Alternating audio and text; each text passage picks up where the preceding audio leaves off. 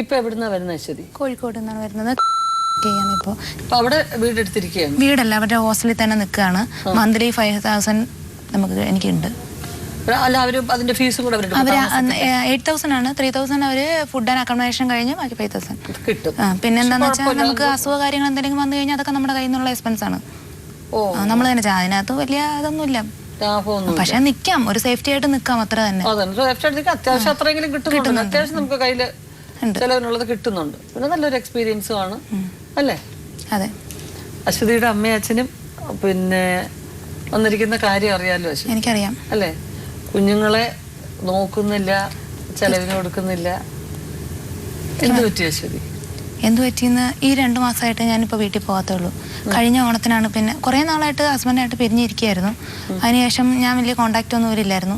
ഹസ്ബൻഡായിട്ട് പിരിഞ്ഞ സമയത്ത് തന്നെ ഞാൻ അവരെ വിളിച്ച് കോൺടാക്ട് ചെയ്തപ്പോഴൊന്നും ഇവരെന്നെ വീട്ടിൽ കയറ്റാൻ തയ്യാറല്ലായിരുന്നു.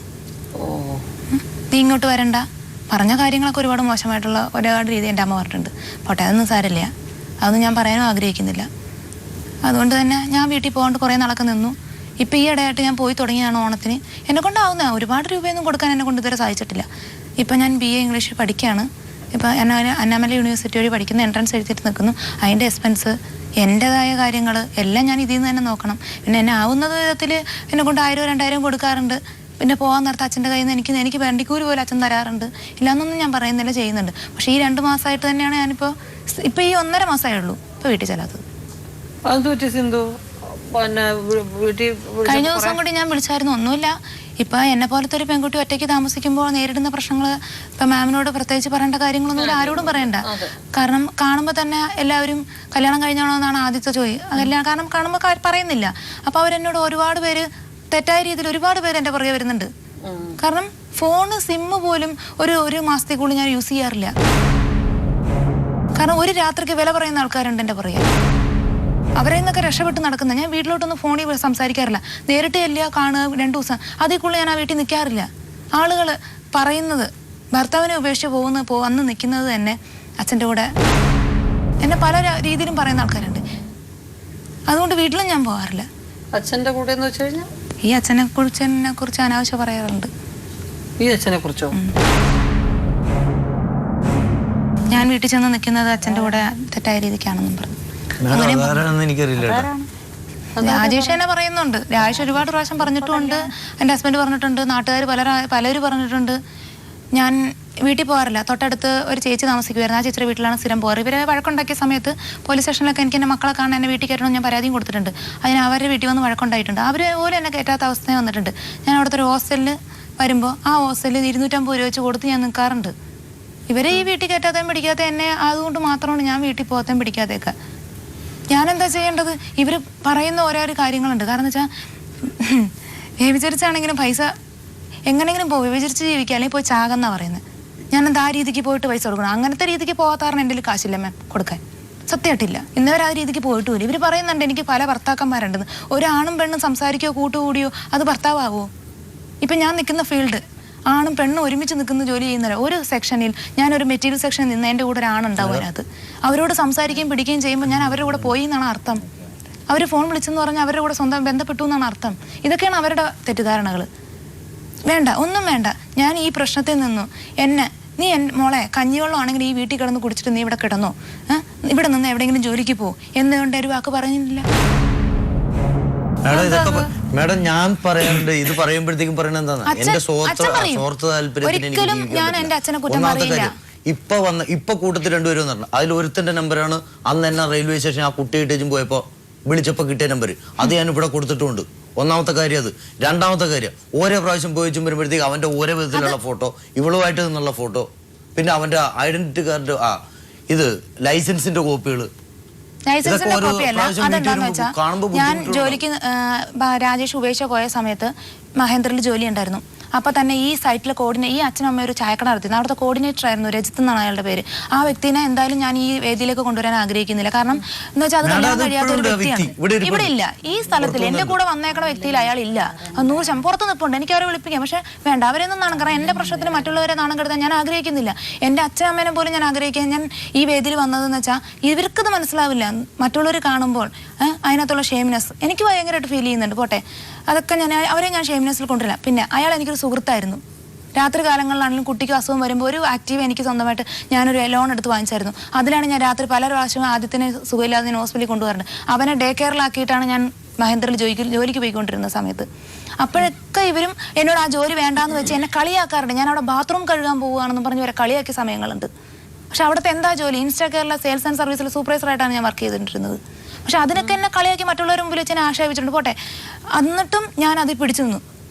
രാജേഷിനോട് ഒരിക്കലും എനിക്ക് അഡ്ജസ്റ്റ് ചെയ്യാൻ പറ്റില്ല, ഒരു രീതിയിൽ പോലും. കാരണം എന്താ വെച്ചാൽ ഒരു അബദ്ധത്തിലാണ് രാജേഷ് ഞാനും തമ്മിൽ ഒന്നിച്ചത്. അതുകൊണ്ട് തന്നെ ഞങ്ങൾക്ക് ഒരുമിച്ച് ഒരിക്കലും പ്രണയമൊന്നും അല്ലായിരുന്നു. അതൊരു വീട്ടിൽ നിന്ന് ഞാൻ ഇറങ്ങിപ്പോയി. രണ്ട് കുട്ടികളായി കഴിഞ്ഞപ്പോഴാണ് രാജേഷിനായിട്ട് ഒരുമിക്കാൻ. അത് ഒരു കുട്ടിയായപ്പോഴേ ഞങ്ങൾ തമ്മിൽ എന്നും വഴക്കായിരുന്നു. തുടക്കം മുതലേ ഞങ്ങൾ വഴക്ക് തന്നെയായിരുന്നു. പക്ഷെ അത് രണ്ട് കുട്ടികളാകുന്നവരെ ഞാൻ സഹിച്ചു. വേറൊരു പെൺകുട്ടീനെ വീട്ടിൽ കൊണ്ടുവരികയും അവളായിട്ടുള്ള ബന്ധങ്ങൾ കാണുമ്പോഴാണ് ഞാൻ വേണ്ടാന്ന് തന്നെ വെക്കാൻ തീരുമാനിച്ചത്. ഞാൻ സൗത്ത് റെയിൽവേ സ്റ്റേഷനിൽ വെച്ചാണ് രാജേഷിനെ ആദ്യമായിട്ട് പരിചയപ്പെടുന്നത്. അതൊരു രാജേഷായിട്ട് എനിക്കൊരു ബന്ധമില്ല. എന്റെ 17ാമത്തെ വയസ്സിൽ കണ്ടു. എങ്ങനെയാ കണ്ടത്? നിങ്ങളോട് യാത്ര ചെയ്യാൻ പോയതാണ്? അല്ല, ഞാൻ അവിടെ റെയിൽവേ സ്റ്റേഷനിൽ പോയിരുന്നാണ് വീട്ടിൽ നിന്ന് പിണങ്ങി ഞാൻ പോയതാണ്. പോയിരുന്ന സമയത്ത് അന്നും എനിക്കെന്ന് വെച്ചാൽ കുഞ്ഞിനെ കുറെ കാര്യങ്ങളുണ്ട് മാം. പറയാൻ തുടങ്ങിയ ഒരു തുറക്കം പോലെ പറയേണ്ടി വരും. കുറെ കാര്യങ്ങൾ പറഞ്ഞു. രണ്ടാനച്ഛനാണ്, എന്നാലും ഒരു അശ്വതിയോട് വലിയ സ്നേഹവും വാത്സല്യമാണ്. അതുപോലെ തിരിച്ചും അശ്വതിക്ക് എത്രയും സ്നേഹമാണ് അച്ഛനോട്. എല്ലാം പറഞ്ഞു. ആദ്യം ആദ്യം ഉണ്ടായിരുന്ന മനുഷ്യന്റെ ദുസ്വഭാവങ്ങളും, അദ്ദേഹം തമിഴനായിരുന്നു, അവിടുത്തെ സംഭവങ്ങളൊക്കെ പറഞ്ഞു. ആണോ? തമിഴനായിരുന്നു. അമ്മ ഇട്ടെറിഞ്ഞിട്ട് പോയ സമയത്ത് അദ്ദേഹം മരിച്ച തലയുടെ മുകളിൽ നിൽക്കുക, എന്നാലും കുറ്റം പറയല്ല. എന്നെ കൂടെ കിടക്കാൻ വിളിച്ചിട്ടുണ്ട്. കോണ്ടംസ് എൻ്റെ മുമ്പിൽ കാണിച്ചിട്ടുണ്ട്. എൻ്റെ അമ്മ പോയതല്ലേ, ആ സ്ഥാനത്തേക്ക് നീ വരണമെന്ന് പറഞ്ഞ് പ്രേരിപ്പിച്ചിട്ടുണ്ട്. ബ്രാൻഡി കലക്കി മിക്സ് ചെയ്ത് പെപ്സി കുടിക്കാൻ തന്നിട്ടുണ്ട് മയങ്ങി കിടക്കാൻ വേണ്ടിയിട്ട്. രാത്രി കാലങ്ങൾ എൻ്റെ അച്ഛനെ പേടിച്ച് വീട് പൂട്ടി, 2 താക്കോലിട്ട് പൂട്ടി ഞാൻ അകത്ത് കിടന്നിട്ടുണ്ട്. കാരണം പൂട്ടി അകത്ത് കൊളുത്തിട്ട് കഴിഞ്ഞാൽ അകത്ത് കൈയിട്ട് തുറന്ന് അകത്ത് വന്ന് ബെഡിൻ്റെ അടുത്തിരുന്ന് എൻ്റെ തൊടയിൽ ഇങ്ങനെ തടവുമായിരുന്നു. അമ്മയുടെ ഇതുവരെ ഞാൻ അതൊന്നും പറഞ്ഞിട്ടില്ല. അമ്മ ഇതൊന്നും ചോദിച്ചിട്ടുമില്ല. അമ്മ ഇങ്ങനെ ചോദിക്കാനൊക്കെ അമ്മയ്ക്ക് അറിയില്ല. ഞാൻ ഇതുവരെ അമ്മയോട് പറഞ്ഞിട്ടുമില്ല. ഞാൻ എന്താ പറയണ്ടേ? അത്രയ്ക്ക് മാനസികമായിട്ടുള്ള തളർന്ന സമയത്താണ് എന്റെ അച്ഛന്റെ നാട്ടിൽ കൊണ്ടാക്കി തരുന്നത്. 12ാമത്തെ വയസ്സിൽ എന്റെ അച്ഛന്റെ നാട്ടിൽ കൊണ്ടാക്കി. അവിടെ ചെന്നപ്പോ എന്താ, അച്ഛൻ തന്നെ കൊണ്ടാക്കിയത്. അശ്വതിയെ വിളിച്ചപ്പോ അശ്വതി ചെന്നില്ല എന്നാ പറയുന്നത്. അമ്മ വിളിച്ചപ്പോന്ന് വെച്ചാ 12ാമത്തെ വയസ്സിൽ ഞാൻ 7ാം ക്ലാസ്സിൽ പഠിക്കുക. എന്താ എനിക്കറിയാം, അച്ഛൻ വന്ന് സ്കൂളിൽ ടീച്ചർമാരോട് എല്ലാവരോടും എടുത്ത് പറഞ്ഞു, എൻ്റെ അമ്മ ഒരു പെണ്ണ് പിടിപ്പിക്കുന്ന ആളുടെ കൂടെയാണ് പോയേക്കുന്നത്. നിന്നെ കൊണ്ടുപോയാൽ അവർ ചീത്തയാക്കി കളയും. നീ കൂടെ പോരുത്. ടീച്ചറെ ഒരു കാരണവശാലും അമ്മ വന്ന കുട്ടീനെ കാണിക്കരുത്. ഈ ഗേൾസ് സ്കൂൾ, തൃപ്പൂണിത്തുറ ഗേൾസ് സ്കൂളിലാണ് ഞാൻ പഠിച്ചത്. അവിടുത്തെ ടീച്ചറുടെ അടുത്ത് വന്ന് പറഞ്ഞ കാര്യമാണ്. അങ്ങനെ പറഞ്ഞ് പേടിപ്പിച്ച് വെച്ചിരിക്കുമ്പോൾ ഞാൻ എങ്ങനെയാ പോവുക? അല്ല, ഈ 12 വയസ്സ് വരെ ശരി, അമ്മയെ കുറിച്ച് വിശ്വാസമുണ്ട്. പക്ഷെ ഞാൻ അമ്മേനെ ഒരിക്കലും കുറ്റം പറയില്ല. കാരണം എന്ന് വെച്ചാൽ എൻ്റെ അച്ഛൻ മരിച്ചുപോയ എൻ്റെ അച്ഛൻ, അദ്ദേഹം വളരെ മോശമായിരുന്നു. കള്ളു കുടിക്കുമായിരുന്നു. അമ്മേനെ എപ്പോഴും അടിക്കുമായിരുന്നു. അമ്മയായിട്ട് എന്നും വഴക്കായിരുന്നു. അമ്മേനെ വെട്ടുകത്തി എടുത്ത് വെട്ടാനും പിടിക്കാനൊക്കെ ഓടിയിട്ടുണ്ട്. അമ്മ രണ്ടാമതൊരു ജീവിതം കഴിഞ്ഞാൽ എനിക്കൊരു തെറ്റും തോന്നില്ല. കാരണം എൻ്റെ അച്ഛൻ്റെ നടത്തം കൊണ്ട്. പിന്നെ അശ്വതി അച്ഛന്റെ ഭാഗത്തുനിന്നുണ്ടായ ഈ ദുരനുഭവങ്ങളൊന്നും അമ്മയെടുത്ത് ഞാൻ പറഞ്ഞിട്ടില്ല. എനിക്ക് പറയാൻ തോന്നിയിട്ടുമില്ല. എന്തിനാ ഞാൻ പറയണേ? എന്നിട്ട് ഞാൻ തമിഴ്നാട്ടിലായിരുന്നു. 32 രൂപയ്ക്ക് ഏലക്ക ഫാക്ടറി ഞാൻ ജോലിക്ക് പോയിട്ടുണ്ട്. അച്ഛന്റെ കൂടെയല്ല, അച്ഛന്റെ വീട്ടിലല്ലേ. വേറെ എനിക്ക് അമ്മ എവിടെയാണെന്ന് അറിയില്ല. അറിയാവുന്നുണ്ടായിട്ടും അച്ഛൻ അങ്ങനെ ബലം പ്രയോഗിച്ച് ഇതുവരെ എന്നെ ഒന്നും ചെയ്തിട്ടില്ല. ശ്രമിച്ചിട്ടുണ്ടോ കുട്ടി? കുറെ പ്രാവശ്യം, 2 പ്രാവശ്യം തൂങ്ങാൻ ശ്രമിച്ചിട്ടുണ്ട്. വെള്ളത്തിൽ അച്ഛന്റെ കൂടെ നിൽക്കുമ്പോ അമ്മ ഇട്ടിട്ട് പോയ സമയത്ത്. അപ്പൊ ആകെ 2 ആഴ്ച നിന്നിട്ടുള്ളൂ എന്ന് പറയുന്നു അച്ഛന്റെ കൂടെ നാട്ടിൽ 2 ആഴ്ച നിൽക്കുന്ന സമയത്ത്. അമ്മ ഇട്ടിട്ട് പോയി ഒരാഴ്ച കഴിഞ്ഞപ്പോ അച്ഛൻ കുറെ ചെക്കന്മാരെ വീട്ടിൽ വിളിച്ചോണ്ടൊന്ന് കുടിപ്പിച്ചു. അതിലൊരുത്തം കയറി എന്നെ പിടിക്കാൻ വന്നു. സാങ്കല്പിക കഥകളല്ല മാം. എൻ്റെ അച്ഛൻ എൻ്റെ അമ്മ പോണേന്റെ ഒരാഴ്ച മുമ്പ് തൂങ്ങിയായിരുന്നു. ആ പ്രായത്തിൽ ഞാനാണ് കത്തെടുത്തോണ്ട് പോയി മുറിച്ചിട്ടത്. അതേ അച്ഛൻ, ഈ മരിച്ചുപോയ അച്ഛൻ. അതില്ലേ, അങ്ങനത്തെ ഒരു സംഭവം ഇല്ലേ? അമ്മയോട് ചോദിച്ചു നോക്കൂ. ആണോ? അതിന്റെ പിറ്റേ ആഴ്ച അമ്മ പോകുന്നു, ഞാൻ അതിന്റെ തലേന്ന് ഞാൻ ചെയ്യുന്നു. തൂങ്ങി മരിക്കുന്നു. 1 മാസം ഞാൻ ഈ എറണാകുളം ഹോസ്പിറ്റലിൽ ഞാൻ ഉണ്ടായിരുന്നു. കാരണം ആ തൂങ്ങി മരിക്കാൻ ശ്രമിച്ചതിൽ എൻ്റെ നെഞ്ച് ഇവിടം വരെ പൊട്ടിയിട്ടുണ്ടായിരുന്നു. ആഘാതം. കൊളുത്ത് ഇവിടെ വീണ്ടിരുന്നേ ഞാൻ മരിച്ചേനെ. ആ സമയത്ത് കൊളുത്ത് വീണത് ഇവിടെയാ. അന്നറിയില്ല, പ്ലാസ്റ്റിക് കയറാൻ ഞാൻ കെട്ടി. എൻ്റെ ഇതേപോലത്തെ ഒരു ഷാള് ഞാൻ കെട്ടി തൂങ്ങി നിന്നത്. 12 വയസ്സിൽ. എന്താ കേൾക്കുന്ന സിന്ധു? അമ്മ അതൊന്നും പറഞ്ഞിട്ടില്ല. അറിയില്ല. അങ്ങനെ തൂങ്ങാൻ കയറി നിന്ന് കഞ്ചാവ് അടിച്ച് ബോധമില്ലാത്ത ഒരുത്തന്റെ കൂടെ നിങ്ങൾ എങ്ങനെ ഇട്ടിട്ട് ഇറങ്ങിപ്പോയി? ഞാൻ വിളിച്ച് എന്റെ കൂടെ വന്നിട്ടില്ല. പിന്നെ അച്ഛന്റെ കൂടെ നിൽക്കണം പറഞ്ഞ് നിന്നോളാൻ പറഞ്ഞു. പക്ഷെ ഈ സംഭവം എനിക്ക് അറിയാനും പാടില്ല, എന്നോടൊന്നും പറഞ്ഞിട്ടില്ല. മധ്യസ്ഥം പറയാൻ 4 മനുഷ്യരെ വെച്ചിട്ട് പ്രായമായ പെൺകുഞ്ഞാണ് ഈ ബോധമില്ലാത്തവന്റെ കൂടെ എനിക്ക് കൊച്ചിനെ ഇട്ടേച്ച് പോകാൻ പറ്റത്തില്ലെന്ന് പറഞ്ഞ് നിങ്ങളൊരു ശ്രമം നടത്തിയില്ലേ? വിളിച്ച വരാത്തിന് പിന്നെ നമ്മ എന്ത് പറയാനാ? എനിക്ക് അച്ഛന്റെ കൂടെ തന്നെ നിൽക്കണമെന്ന് പറയുമ്പോ പിന്നെ അച്ഛന്റെ കൂടെ നിന്നോന്ന് പറഞ്ഞു. കുഞ്ഞിനെ വേണോന്നുള്ള ഒരു അമ്മയുടെ ഇത് കിട്ടുന്നോ ഇല്ലയോ എന്നുള്ള വേറെ കാര്യം. വിളിച്ച നമ്മളെ കൂടെ വരില്ല. ഞാൻ വരത്തില്ല, നീ പൊക്കോ, പോയതല്ലേ, നീ പൊക്കോ, ഞാൻ വരത്തില്ല, ഞാൻ എന്റെ അച്ഛന്റെ കൂടെ. നിങ്ങൾ അച്ഛനെ ഉപേക്ഷിച്ച് അച്ഛൻ നല്ലതോ ചീത്തയോ കള്ളുകുടിയനോ കഞ്ചാവ് പിടിക്കുന്നവനോ അങ്ങനെ ഒരാൾ അച്ഛനാണ്. അച്ഛനെ വിട്ടിട്ട് വേറൊരാളുടെ കൂടെ പോകുന്നു പറയുമ്പോൾ പെട്ടെന്ന് ഒരു കുട്ടിയുടെ മനസ്സിൽ തോന്നുന്ന കാര്യമാണ്. ഈ അച്ഛനെ തന്നെ ചെന്നു ഞാൻ എൻ്റെ വീട്ടിൽ, എന്നെ അവിടെ തമിഴ്നാട്ടിൽ നിന്ന് 2-3 മാസം കഴിഞ്ഞപ്പോൾ എൻ്റെ അച്ഛൻ ആക്സിഡൻ്റ് ആയി, കാണണം, ഹോസ്പിറ്റലിലാണ്. കാരണം എന്നെ അവിടെ അത്ര പീഡിപ്പിക്കുമായിരുന്നു മാം. കാരണം ചോറ് തരില്ലായിരുന്നു, ഒരുപാട് പീഡിപ്പിക്കുമായിരുന്നു. ഒരു അമ്മ അടിക്കും, അതിൻ്റെ ഇടയ്ക്ക് ചെറിയച്ഛൻ വന്ന് കുളിക്കാൻ നേരത്തെ എത്തി നോക്കിയും പിടിക്കുകയൊക്കെ ചെയ്യുന്ന കെട്ടിപ്പിടിക്കുകയൊക്കെ ചെയ്യുമായിരുന്നു. അവിടെ നിന്ന് എനിക്ക് സമാനമില്ല. അങ്ങനെ ഇരിക്കുന്ന സമയത്ത് അമ്മ വരുമ്പോൾ ഒരു സന്തോഷം, എൻ്റെ അമ്മ വന്നല്ലോ എന്നും പറഞ്ഞ് ഞാൻ വന്നത്. ഇവിടെ വന്ന് വൈക്കത്തേക്കാണ്, മൂത്തേടത്തുകാവ് എന്ന് പറഞ്ഞൊരു സ്ഥലത്തേക്ക് എന്നെ കൊണ്ടുവരുന്നത്. പെട്ടെന്ന് ഒരാളെ കാണുമ്പോൾ ഞാൻ എന്താ ചെയ്യേണ്ടത്? ഈ അച്ഛനെ വിളക്ക് കൊണ്ട് ഞാൻ തല അടിച്ച് പൊട്ടിച്ചിട്ടുണ്ട്. ചോദിച്ചു നോക്കൂ. ഒരു ദിവസം രാത്രി എന്തോ ഒരു കള്ളു കുടിച്ചപ്പോൾ എന്തോ ഒരു പറഞ്ഞു, എനിക്കത് ഇഷ്ടപ്പെട്ടില്ല. ഞാൻ ആ കത്തിക്കൊണ്ടിരുന്ന വിളക്കെടുത്തിൻ്റെ തലയിലടിച്ച് ചോദിച്ചു നോക്കൂ, ഞാൻ അങ്ങനെ ചെയ്തിട്ടില്ലേന്ന്. ഒരുപാട് മാനസികമായിട്ട് ഞാൻ അനുഭവിച്ചു. എനിക്കറിയില്ല, ഞാൻ ശരിക്കും മാനസിക രോഗിയായിരുന്നു. ഞാൻ ചെയ്യുന്ന എല്ലാം എനിക്ക് ദേഷ്യമായിരുന്നു, എനിക്കെല്ലാം ദേഷ്യമായിരുന്നു. ഞാൻ എടുത്തു ചാടുമായിരുന്നു. കാരണം എന്താ വെച്ചാൽ ഞാൻ അങ്ങനെ ആ ഒരു രീതിയിലായതുകൊണ്ടായിരിക്കാം. ആ അച്ഛൻ എന്നെ സ്നേഹിച്ചിട്ടില്ല, പക്ഷെ ഈ അച്ഛൻ എന്നെ നന്നായിട്ട് സ്നേഹിച്ചിട്ടുണ്ട്. എൻ്റെ അച്ഛൻ തന്നെയാണ്. ഞാൻ ഇപ്പോഴും പറയാം, എൻ്റെ 2 അച്ഛനൊന്നുമല്ല, എൻ്റെ അച്ഛനാണ്. ഞാനത് നിഷേധിക്കില്ല ഒരിടത്തും. അച്ഛനറിയാം, അമ്മയോട് ഞാൻ മിണ്ടിയില്ലെങ്കിലും അച്ഛനോട് ഞാൻ ഫോൺ വിളിക്കും, അച്ഛനോട് ഞാൻ സംസാരിക്കും. എനിക്ക് എൻ്റെ അമ്മേനെ ഇഷ്ടമല്ല. ഇപ്പൊ ഞാൻ പറയാ, എനിക്കിഷ്ടമല്ല അവരെ, എനിക്ക് വേണ്ട അവരെ. എനിക്ക് അച്ഛനെ ഇഷ്ടമാണ്. അമ്മേനെ സ്നേഹിച്ചിട്ടില്ല. എനിക്കൊരു ഡ്രസ്സോ അല്ലെങ്കിൽ ഒന്നും, ഒരു നേരത്തെ ആഹാരം കഴിച്ചിട്ടുണ്ടോ എന്ന് ചോദിച്ചിട്ടില്ല അവര്. പക്ഷെ എൻ്റെ അമ്മ ഒരുപാട് പ്രാവശ്യം എന്നെ അവിടെ കിടന്ന് ചീത്ത വിളിക്കുമ്പോഴും ഈ അച്ഛൻ എൻ്റെ അടുത്ത് വരും, മോളെ അമ്മയല്ലേ, അമ്മയുടെ സങ്കടം കൊണ്ട് പറയാ, നീ ഒന്നും കാര്യമാക്കണ്ടെന്ന് അച്ഛൻ പറയാറുണ്ട്. അച്ഛന് 3 മക്കൾ വേറെ ഉണ്ട്. അവരെക്കാലൊക്കെ അച്ഛൻ ഇഷ്ടം എന്നെയാ, എനിക്കറിയാത്. എൻ്റെ സജീശന് എന്നെ ഇഷ്ടം. അതുകൊണ്ടാണ് എൻ്റെ മക്കളെ ധൈര്യമായിട്ട് ഞാൻ അവിടെ നിർത്തിയേക്കണം. എൻ്റെ മക്കളെ എൻ്റെ അച്ഛൻ പൊന്നുപോലെ നോക്കുമെന്ന് എനിക്ക് ഉറപ്പുണ്ട്. എൻ്റെ അമ്മ എന്നെ വീട്ടിൽ കയറ്റിയില്ലെങ്കിലും എൻ്റെ അച്ഛൻ നോക്കും. എത്ര കഷ്ടപ്പെട്ടാണ്. എൻ്റെ അച്ഛന് കണ്ണിന് സുഖമില്ലെന്ന് എനിക്കറിയാം. എനിക്ക് സഹായിക്കണമെന്നുണ്ട്, പക്ഷെ പറ്റണില്ല. എനിക്ക് പേടിയല്ല അവരും, എനിക്ക് പറ്റണില്ല. ഞാൻ തെറ്റായിട്ടൊരു രീതിക്ക് പോകാൻ എന്നെ കൊണ്ട് കഴിയണില്ല. പല രീതിയിലും ഒരു രാത്രി 2000 രൂപ 3000 രൂപ തരാന്ന് പറഞ്ഞ് വിളിച്ചിട്ടുണ്ട്. പൈസ ഇല്ലാത്ത സമയങ്ങളിൽ എനിക്ക് വേണമെങ്കിൽ പോകാം. എൻ്റെ സൗന്ദര്യമുള്ള സമയത്ത്, ആരോഗ്യമുള്ള സമയം വരെ ഈ ആണുങ്ങൾ വരുമായിരിക്കും. അത് കഴിയുമ്പോൾ ഞാൻ എന്ത് ചെയ്യും? ഞാൻ എങ്ങനെയാ ജീവിക്കണ്ടേ? വീട്ടിൽ പോകാൻ നിവൃത്തിയില്ല. എല്ലാവരും മാസം ലീവ് എടുത്തു പോകും. ഞാൻ അവിടെ ജോലി ചെയ്യും. അവരോടൊക്കെ പറഞ്ഞു പിടിക്കാൻ. കാരണം വെച്ചാൽ ആണുങ്ങളുള്ള സ്ഥലം, ഒരു പെണ്ണ് ഇങ്ങനെയാണെന്ന് പറഞ്ഞാൽ പല രീതിയിൽ ആക്രമിക്കാൻ ഒരുപാട് പേര് അവിടെ ഉണ്ട്. ടെക്സ്റ്റൈൽ ഫീൽഡിൽ പ്രത്യേകിച്ച്. കാരണം ഒരു ടെക്സ്റ്റൈൽ ഫീൽഡിൽ നിൽക്കുന്ന പെണ്ണിന് എന്താ പേര് നന്നായിട്ട് അറിയാവുന്ന ഒരുത്തിയാണ് ഞാൻ. എന്നിട്ട് ഞാൻ ആ ഫീൽഡിൽ നിൽക്കണമെങ്കിൽ എൻ്റെ അവസ്ഥ എത്ര കാലം ഞാൻ അവിടെ നിൽക്കാൻ പറ്റും? ടെക്സ്റ്റൈൽ ഫീൽഡ്സിലാണെങ്കിലും ഫീൽഡിലാണെങ്കിൽ പോലും സൗന്ദര്യം നശിക്കുന്നവരെ അവിടെ നിൽക്കാൻ പറ്റുള്ളൂ. അത് കഴിഞ്ഞാൽ അവിടെയും ഇല്ല, കളവിയായി കഴിഞ്ഞാൽ പോകേണ്ടി വരും. ഒരു കയറിക്കടകാടം എനിക്കില്ല, 1 ഗ്രാമിന്റെ സ്വർണം എനിക്കില്ല, 10 പൈസ എടുക്കാനില്ല. എന്താ ഞാൻ ചെയ്യേണ്ടത്? എന്നെ കൊണ്ടാവുന്നത് ഞാൻ കൊടുക്കുന്നുണ്ട്. കൊടുക്കുന്ന വെച്ചാൽ അധികം നാളൊന്നും കൊടുത്തിട്ടില്ല. കഴിഞ്ഞ ഓണം മുതലാണ് ഞാൻ എൻ്റെ വീട്ടിൽ പോകാൻ തുടങ്ങിയത്. ബാത്റൂം കഴുകാൻ, ഇവർ പറഞ്ഞ പോലെ ബാത്റൂം കഴുകാൻ ഈ ട്രിവാൻഡ്രം സിറ്റിയിൽ ഞാൻ നിന്നിട്ടുണ്ട്.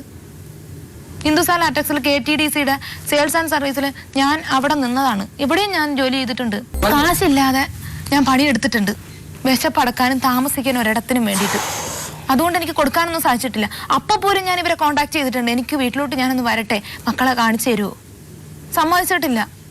നീ വീട്ടിലോട്ട് വരണ്ട, നാട്ടുകാർ പലതും പറയുന്നു. അപ്പോഴവർക്ക് നാട്ടുകാരായിരുന്നു വലുത്, ഞാൻ വലുതല്ലായിരുന്നു. ഞാൻ നശിച്ചെങ്കിൽ പോട്ടെ, ഇവർ പറയുന്ന എല്ലാ രീതിയും ഞാൻ ഉൾക്കൊള്ളാൻ തയ്യാറാണ്. ഇപ്പൊ ഞാൻ എന്താ ചെയ്യണ്ടേ? ഇന്ന് രാവിലെയും പറഞ്ഞു, നീ ആത്മഹത്യ ചെയ്തോ? എന്തെളുപ്പം പറയാൻ. ചെയ്യാൻ അറിയാൻ വളഞ്ഞിട്ടൊന്നുമില്ല. മരണത്തിന് പോലും വേണ്ടാത്തൊരു ജന്മാ ഞാൻ ആരെ എങ്ങനെ ആത്മഹത്യ ചെയ്യേണ്ടത്? മരിക്കാൻ പല പ്രാവശ്യം ശ്രമിച്ചു. അങ്ങനെയെങ്കിലും ഞാൻ ഇല്ലാണ്ടായിത്തീരും. എനിക്ക് ഈ ഭൂമിയിൽ ജീവിക്കാൻ ഒരു ഇഷ്ടവുമില്ല. ആരും വേണ്ട. കാരണം ആരും ഇല്ലാതെ അനുഭവിക്കുന്ന നല്ല രീതിയിൽ ഞാൻ അനുഭവിക്കുന്നുണ്ട്. ഇപ്പൊ തന്നെ ഈ വേദിയിൽ ഞാൻ ചങ്ക് പടഞ്ഞാ നിൽക്കുന്നത്. അവരൊക്കെ എന്ത് രീതിയിൽ എന്നെ കാണുമെന്ന് എനിക്കറിയില്ല. എന്റെ 2 കുട്ടികളെ ഞാൻ ആ ഫ്രണ്ട് ഇരിച്ചുകൊണ്ട് ഒരക്ഷരം ഞാൻ ഇവരെ മിണ്ടിയിട്ടില്ല. ഞാൻ അവരെ തൊട്ടിട്ടില്ല, അവരെ അടുത്ത് ഞാൻ പോയിട്ടില്ല. കാരണം മറ്റുള്ളവരെ കാണിക്കാൻ എനിക്ക് അവരെ സ്നേഹിക്കാൻ പറ്റില്ല. അവരുടെ അച്ഛൻ കാര്യമൊക്കെ ശരിയാ.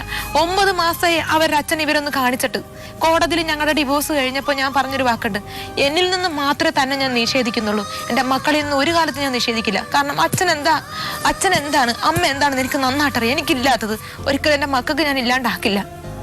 എനിക്കൊരു സ്റ്റാൻഡ് എപ്പോൾ വരുന്നു, ഒരു കയറിക്കിടക്കാളുള്ളപ്പോൾ ധൈര്യമായിട്ട് എനിക്ക് വിളിച്ചുകൊണ്ടേ താമസിക്കാൻ പറ്റും.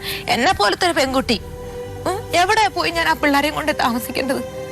രാത്രി കതവ് മുട്ടാൻ 100 കണക്ക് ആൾക്കാർ വരും. എനിക്കറിയാം, ഞാൻ അനുഭവിച്ചതാ. ഞാൻ വീട് വാടകയ്ക്ക് എടുത്ത് ഞാൻ നിന്നവളാ. ഇതൊന്നും ഞാൻ ഇവരോട് ആരോടും പറഞ്ഞിട്ടില്ല. എൻ്റെ കഷ്ടപ്പാടുകളോ ഒന്നും പറഞ്ഞിട്ടില്ല. പിന്നെ പൈസ സഹായം അന്നും രാശി ഉപയോഗിച്ച് പോയ സമയത്തും പൈസ ഉള്ള 1000 2000 ഒക്കെ അച്ഛൻ എൻ്റെ കയ്യിൽ തന്നിട്ടുണ്ട്. പിന്നെ അച്ഛനെ കണക്ക് പറയുകയും ചെയ്യും, മേടിക്കുകയും ചെയ്യും. പക്ഷെ എന്നാലും എനിക്ക് തരും. തരാതെയൊന്നും ഇരുന്നിട്ടില്ല. അച്ഛൻ നന്നായിട്ട് എനിക്ക് സഹായിക്കും. രാജേഷ് മറ്റൊരു സ്ത്രീയുമായിട്ട് ബന്ധം ഉണ്ടായിരുന്നു എന്ന് മനസ്സിലാക്കിയപ്പോഴാണ് നിങ്ങൾ ഉപേക്ഷിച്ച് പ്രശ്നം തുടങ്ങി പോയതെന്ന് പറഞ്ഞു. അപ്പൊ അത് സത്യമാണെന്ന് നിങ്ങൾക്ക് ബോധ്യപ്പെട്ടോ? അദ്ദേഹത്തിന് വേറൊരു സ്ത്രീയായിട്ട് ബന്ധമുണ്ടെന്നുള്ളത് സത്യമാണെന്ന് എനിക്ക് ബോധ്യപ്പെട്ടത് കൊണ്ടാണ് ഞാൻ. കാരണം എന്താ രാജേഷ് എന്താ പറഞ്ഞ ആണെന്ന് പറഞ്ഞു? ആണെന്നൊന്നും പറഞ്ഞില്ല. ഒരു സൗത്ത് റെയിൽവേ സ്റ്റേഷനിൽ ഫ്ലാഷ് വിൽക്കുന്ന ഒരു അജിത എന്ന് പറഞ്ഞൊരു പെൺകുട്ടിയുണ്ട്. പക്ഷെ അവള് കല്യാണം കഴിഞ്ഞ് 2 കുട്ടികളുള്ളതാണ്. എൻ്റെ ഹസ്ബൻഡ് ജയിലിലായിരുന്നു. അപ്പോൾ അവളായിട്ട് ഇച്ചിരി പോക്ക് വരവൊക്കെ ഉണ്ടായിരുന്നു. പക്ഷെ രാശി എന്നെ കുടിച്ചിട്ട് വീട്ടിൽ വരും. എന്നും കുടിക്കും. കുടിച്ചിട്ട് വീട്ടിൽ വന്നിട്ട് പൈസയൊക്കെ ഉണ്ടല്ലോ. ഈ ഗൗരി എർത്ത് മ്യൂസാണ് നടത്തുന്നത്. അപ്പോൾ അണ്ടർഗ്രൗണ്ടിൻ്റെയും മറ്റിൻ്റെയൊക്കെ ജോലി ആയതുകൊണ്ട് അന്നൊന്നും നല്ല പൈസയാണ്. അപ്പോൾ സ്വർണ്ണങ്ങളായാലും എല്ലാം. പക്ഷെ രാശിൻ്റെ സ്വഭാവം എന്ന് പറഞ്ഞാൽ എല്ലാം പുള്ളിക്കാരന് മാത്രം മേടിക്കണം, പുള്ളിക്കാരന് ചെയ്യണം, പുള്ളി നല്ല ഡ്രസ്സിലിടണം, നല്ല രീതിയിൽ നടക്കണം. അല്ല മക്കളോ അല്ലെങ്കിൽ ഞാനോ ഒന്നും ഇല്ല. എൻ്റെ മക്കൾ ഒരു തുണി ഇട്ടിട്ടുണ്ടെങ്കിൽ പോലും അച്ഛൻ വാങ്ങിച്ചു തന്നതാ. എൻ്റെ അച്ഛൻ വാങ്ങിച്ചു കൊടുത്തത് ആ കുട്ടി ആദ്യമായിട്ട് എൻ്റെ മോളൊരു ഡ്രസ്സ് ഇട്ടിരിക്കുന്നത്. എൻ്റെ മോനും അതെ. എൻ്റെ മോൻ ആദ്യമായിട്ട് അച്ഛൻ അല്ലെങ്കിൽ എൻ്റെ മോള് അച്ഛാന്ന്, എൻ്റെ അപ്പാപ്പാന്ന് എൻ്റെ മോള് വിളിച്ചത്. ഒരിക്കലും അച്ഛാന്ന് വിളിച്ചില്ല. കാരണം അയാൾ സ്നേഹിച്ചിട്ടില്ല. പക്ഷെ അന്നും പറഞ്ഞ സ്നേഹം ഇല്ലായ്മയില്ല അയാൾക്ക്. നല്ല സ്നേഹമാണ്. അറിയില്ല കാരണം അയാളുടെ അച്ഛൻ കുഞ്ഞിലെ ഇതേപോലെ ഉപേക്ഷിച്ചു പോയ ഒരു വ്യക്തിയാണ്. പിന്നെന്താ വെച്ചാൽ ഒരു പെണ്ണിൻ്റെ കൂടെ ഞാൻ കണ്ടപ്പോൾ എനിക്ക് പറ്റിയില്ല. എനിക്കത് ഉൾക്കൊള്ളാൻ കഴിഞ്ഞില്ല. കാരണം അയാൾ അത്രയും എന്നെ ഉപദ്രവിച്ചിട്ടുണ്ടെങ്കിൽ പോലും ഞാൻ അയാളെ വെറുത്തില്ല. പക്ഷെ ആ ഒരു സംഭവം എന്നെ ഒരുപാട് തളർത്തി കളഞ്ഞ കാര്യമാണ്. അതിൻ്റെ ഇടയ്ക്ക് എന്നെ എല്ലാവരും കൂടി പ്രഷർ, ഈ അമ്മയുടെ ഭാഗത്തുനിന്ന് അവളാ കൂടെ പോകുന്നു, നീ അത് ചെയ്യാത്തത് നീന്ന്, നാട്ടുകാരുടെ കുറേ പേര് ഫ്രണ്ട്സ്, ഇയാളുടെ ഫ്രണ്ട്സ്. അതിൻ്റെ ഇടയ്ക്ക് ഇയാൾ കുറേ കടങ്ങൾ ഉണ്ടാക്കി വെച്ചു. എനിക്കുണ്ടായിരുന്ന സ്വർണ്ണങ്ങളും വണ്ടിയും കാര്യങ്ങളെല്ലാം വിറ്റിട്ട് ആ കടങ്ങൾ ഞാൻ ഒരുപാട് തീർത്തു. 4 ലക്ഷം രൂപ വരെ കടം ഉണ്ടായിരുന്നത് തീർത്തു. എല്ലാം കൂടി ആയപ്പോൾ എനിക്ക് വെറുപ്പായി. പിന്നെ അയാൾ വന്ന് തൊടുമ്പോൾ എനിക്ക് ഇഷ്ടമല്ലായിരുന്നു. ഞാൻ സമ്മതിക്കില്ലായിരുന്നു. സത്യമുള്ള കാര്യമാണ്. എനിക്ക് അയാളായിട്ട് വരുന്നത് പോലും എനിക്ക് ഇഷ്ടമല്ലാത്തൊരു ബന്ധമായിപ്പോയി. അങ്ങനെ ഒരു മനസ്സ് വെറുത്ത് കഴിഞ്ഞാൽ ഒരിക്കലും നമുക്ക് അയാളുടെ കൂടെ ജീവിക്കാൻ പറ്റില്ല. അങ്ങനെ തന്നെയാണ് അയാൾ പോയപ്പോഴും ഞാൻ പിന്നെ അയാളെ കോൺടാക്ട് ചെയ്യാനും പിടിക്കാനൊന്നും നിന്നില്ല. പോട്ടെ, കുറേ നാളൊക്കെ അയാൾക്ക് വേണ്ടി എത്രയോ പ്രാവശ്യം ഉപേക്ഷിച്ച് ഈ 2 മക്കൾ എനിക്ക് ഉണ്ടാകുന്നതിന് മുമ്പ് അയാൾ എത്രയോ പ്രാവശ്യം എന്നെ ഉപേക്ഷിച്ചിട്ട് പോയിട്ടുണ്ട്. അവരോട് ചോദിച്ചു നോക്കിക്കോളൂ. എത്ര വാടക വീട് ഞങ്ങളെടുത്ത് താമസിച്ചിട്ടുണ്ട്. എന്നും എനിക്ക് വീട്ടിൽ നിന്ന് എനിക്ക് പെട്ടി വാരി കെട്ടി വീട്ടിൽ വന്ന് നിൽക്കാനൊന്നുമില്ല. പക്ഷേ 2 ദിവസം കഴിയുമ്പോ ഒരു കുടുംബം പിരിഞ്ഞു അച്ഛൻ പറഞ്ഞു, രാശ നീ അങ്ങനൊന്നും ചെയ്യാൻ പാടില്ല, മക്കളല്ലേ, നിന്റെ ഭാര്യയല്ലേ, നിന്റെ കുട്ടികളല്ലേ എന്നും പറഞ്ഞ അച്ഛൻ പിന്നെയും ചേർപ്പിക്കും. ഇയാൾ 10 ദിവസം വേണ്ടാണെങ്കിൽ 11 പിന്നെയും തുടങ്ങും.